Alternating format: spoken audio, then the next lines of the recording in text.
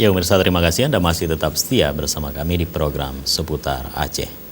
Saudara, 4 komplotan penculik Abdullah bin Ahmad, seorang petani warga Gampung Gaharu, Kecamatan Bandar 2, Kabupaten Pidie Jaya, berhasil ditangkap oleh tim gabungan Jantan Ras di Reskrimum Polda Aceh dan Polres Pidie.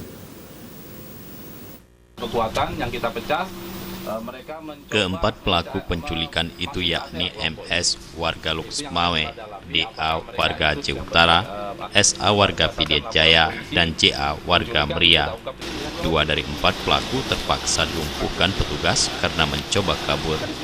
Kapolda Aceh Irjen Pol Riu S. Cambak melalui Direktur Reserse Kriminal Umum Polda Aceh Kombes Pol Sumarso menyebutkan, keempat pelaku tersebut ditangkap berdasarkan laporan dari istri Abdullah bahwa suaminya itu diculik dan dimintai uang tebusan sebesar 110 juta rupiah. Korban diculik di rumahnya di Gampung Gaharu, Pidie Jaya oleh 3 orang menggunakan mobil Avanza.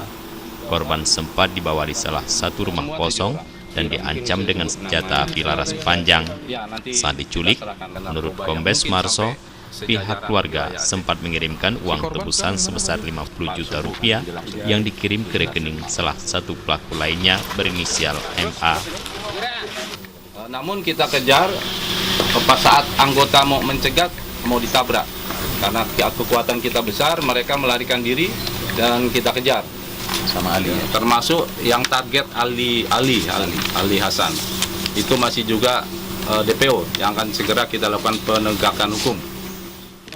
Berdasarkan penyelidikan polisi, pelaku melakukan penculikan terhadap Abdullah karena korban diduga sebagai informan Badan Narkotika Nasional. Meski begitu, pihaknya masih mendalami kasus tersebut.